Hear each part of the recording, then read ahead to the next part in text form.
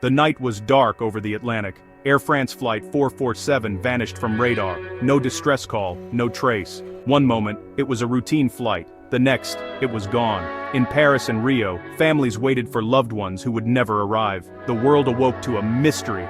An advanced Airbus A330 had disappeared into the night. There were no witnesses, only silence. Authorities scrambled for answers, but the flight path was empty. It was as if the sky had swallowed the plane whole. The last known position was deep over the ocean, notorious for storms. Search efforts found nothing but endless water. The lack of communication was chilling. Modern jets are designed to signal for help, but this one fell silent. How could a plane with 228 people vanish so completely? Every theory was on the table. The aircraft was equipped with the latest technology and a seasoned crew. The flight entered a region of radio silence, standard for ocean crossings, but never reappeared. Minutes stretched into hours. Hope faded. This was not a simple communications failure, it was a catastrophe. The disappearance became a global obsession, a reminder of technology's limits against nature. For families, the lack of answers was torment. The airline and governments could only promise a search, but searching the vast, deep ocean seemed impossible. The world watched and wondered what happened in the darkness above the waves. The journey began in Rio de Janeiro, May 31, 2009. Air France Flight 447, a modern Airbus A330, prepared for its overnight flight to Paris. Passengers from 32 nations settled in, tourists, business travelers, families. For them, it was just another flight. The crew, led by veteran Captain Marc Dubois and 2 first officers, completed routine checks. The flight plan, north along Brazil, then across the Atlantic to Europe. Everything was normal, no sign of trouble.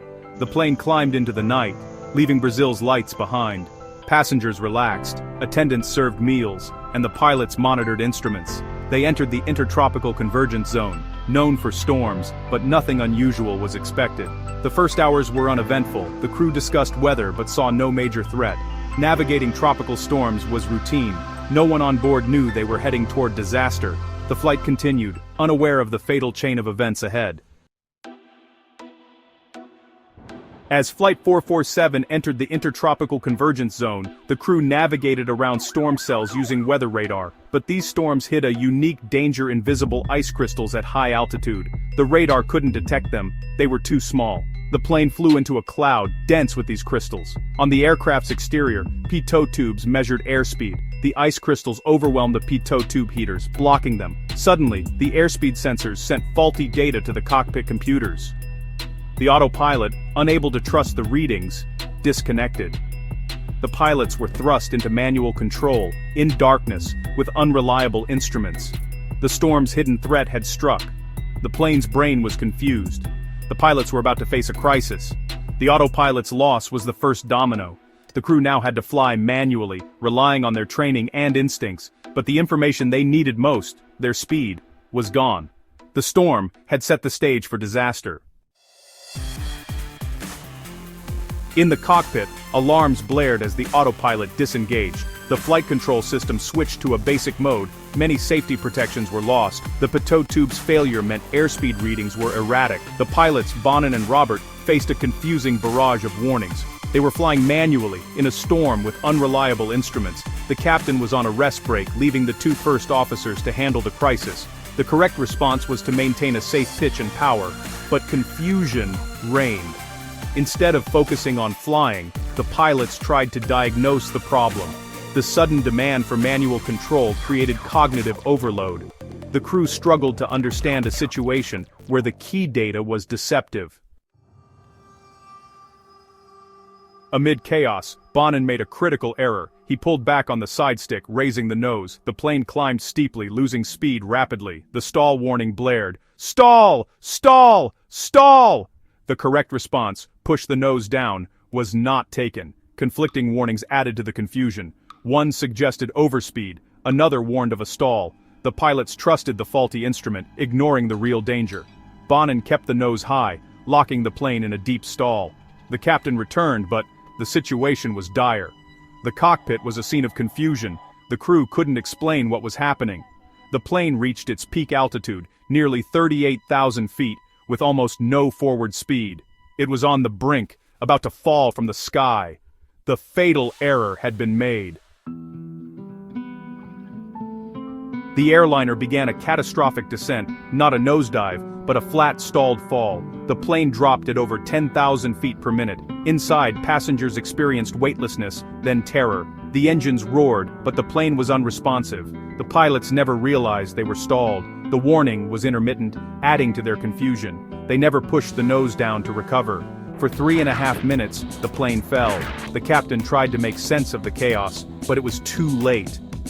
As the ocean neared, one pilot finally exclaimed, "We're going to crash!" The ground proximity alarm sounded. The plane struck the water with devastating force. No one survived. A massive international search began. Aircraft and ships scoured thousands of square miles of ocean. 5 days later, debris and bodies were found, confirmation of disaster. But the black boxes, the flight recorders, remained missing. Their locator beacons had a 30-day battery life.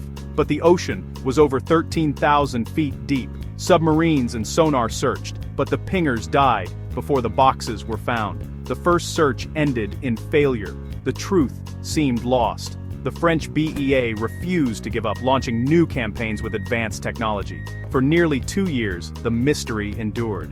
Then, in April 2011, a breakthrough, a debris field was found. Remotely operated vehicles sent back images of the wreckage, and the flight data recorder. The answers were finally within reach. The flight recorders were recovered from the abyss, remarkably intact after 2 years. Investigators downloaded the data, revealing the final minutes of Flight 447. The data showed the pitot tube icing, autopilot disconnect, and the fatal nose-up command. The cockpit voice recorder captured the confusion, alarms, and the crew's failure to diagnose the stall. The plane was flyable, but flown into disaster. The BEA's final report laid out the chain of events. Pitot tube icing triggered the crisis, but the crew's response sealed their fate. The primary cause was the failure to apply the correct procedure for unreliable airspeed. Persistent nose-up inputs kept the plane in a stall. Insufficient training for high-altitude stalls was a key factor. The tragedy was a cascade of small errors under extreme pressure. The loss of Flight 447 shocked aviation, proving technology alone isn't enough. The accident exposed a gap between automation and human skill. Immediate changes followed. Pitot tubes were redesigned, and stall warning logic was improved. The most significant shift was in pilot training. Airlines now emphasize manual flying skills and high-altitude stall recovery. Simulators train pilots for rare, confusing emergencies. Cockpit communication and teamwork are now central to training. The lesson: when automation fails, the human crew is the last line of defense. Their ability to think, communicate, and act decisively is paramount. The legacy of Flight 447 is a safer, better prepared aviation system.